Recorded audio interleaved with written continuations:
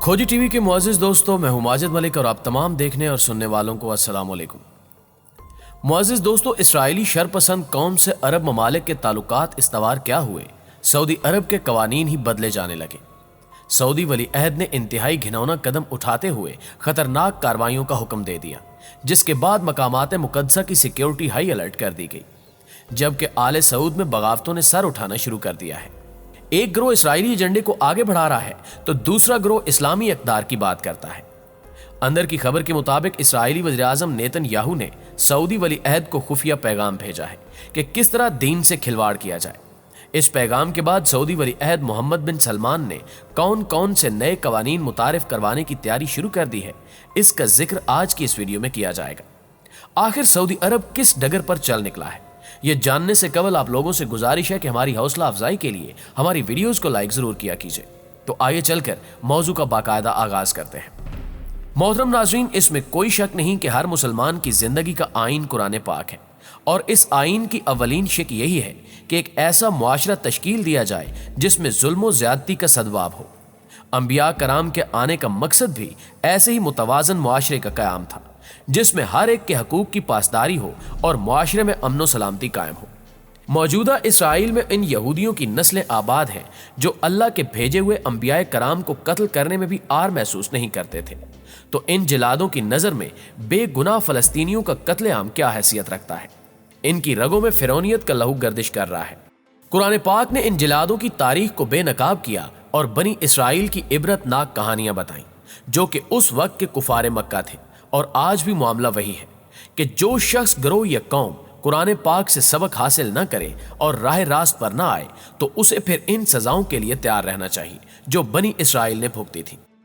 तारीख भी इस बात की गवाह है कि जालिमों के साथ मजलूम भी मारे जाते हैं। मुअज़्ज़िज़ दोस्तों, फिक्र की घड़ी यह है कि 1.5 अरब की तादाद में मुसलमानों पर चंद लाख यहूदी गालिब आ गए हैं। मुसलमानों पर एक ऐसी कौम गालिब आती जा रही है जिसको इस्लाम में भी बदतरीन करार दिया गया है। ये ना तो तादाद में मुसलमानों से ज्यादा हैं और ना ही मालो असबाब के हवाले से मुसलमानों के सामने कोई हैसियत रखते हैं। लेकिन आज फ़लस्तीन के मुसलमानों पर जो जुल्म ढाए जा रहे हैं, बजाय इसके कि मुसलमान गैरत ईमानी का इजहार करें, कुरानी असूलों को अपनाएं, इसराइली यहूदी रियासत से ताल्लुकात ख़त्म करें और इन खुदा के दुश्मनों को तनहा कर दें, इस जालिम रियासत को तस्लीम किया जा रहा है और इस रियासत को मजलूम साबित करके दुनिया में इसके हकूक की पामाली का ढंढोरा पीटा जा रहा है।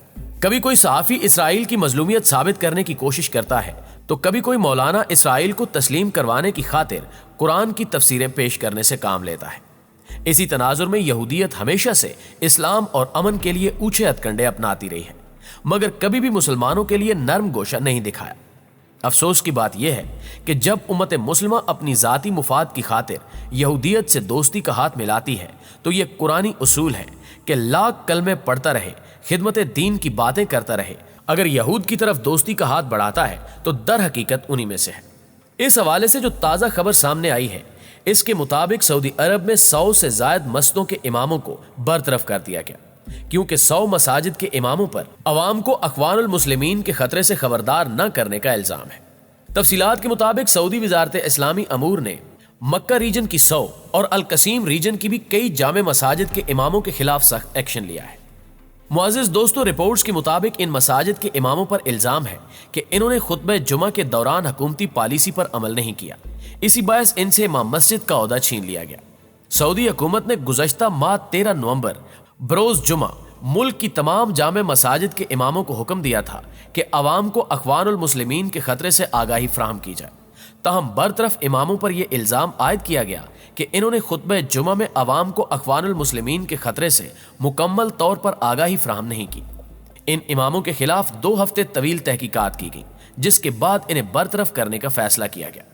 वाज़ेह है कि सऊदी हुकूमत अखवानुल मुस्लिमीन को दहशतगर्द तंजीम करार देकर इस पर पाबंदी आयद कर चुकी है।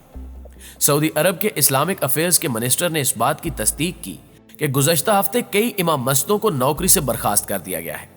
सऊदी वजीर ने बात करते हुए कहा कि इन इमामों को इस बिना पर नौकरी से हटाया गया कि मिनिस्ट्री की तरफ से भेजा गया हिदायतनामा कि लोगों को मुस्लिम भाईचारे और इस तंजीम से मुतल्लिका लोगों से हमदर्दी से दूर रखा जाए जैसे अहकामात पर अमल दरामद नहीं करा सके थे।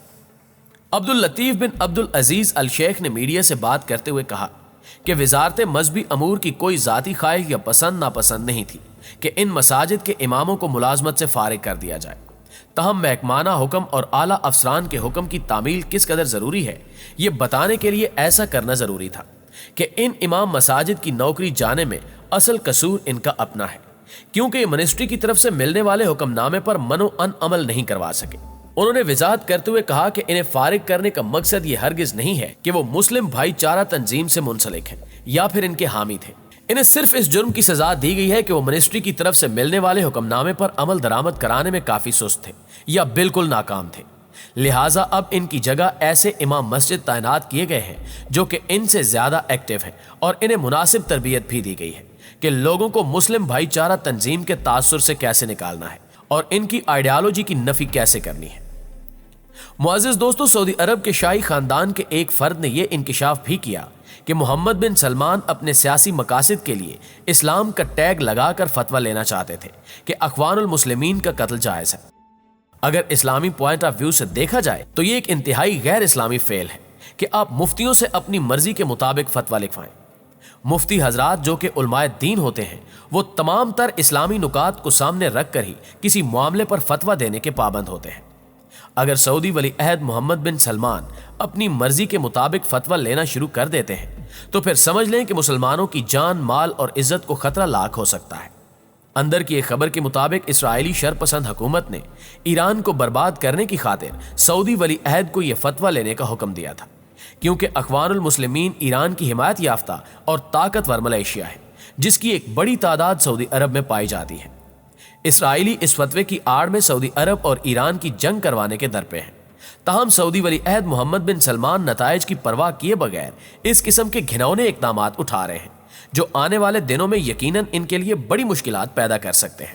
ان حالات میں سعودی شاہی خاندان کے ذہین اور قابل افراد کو چاہیے کہ وہ اس معاملے میں سعودی ولی عہد کی اصلاح کریں، کیونکہ حاکم ریاست کا ایک غلط فیصلہ پوری قوم کو مروانے کے مترادف ہوتا ہے، جبکہ پاکستان، ترکی اور دیگر اسلامی ممالک کو بھی چاہیے کہ وہ بھی سفارتکاری کے ذریعے یہود و نصارہ کی چالوں کو سعودی حکومت کے سامنے بے نقاب کریں تاکہ امت مسلمہ کفار کے مکر و فریب سے بچ سکے۔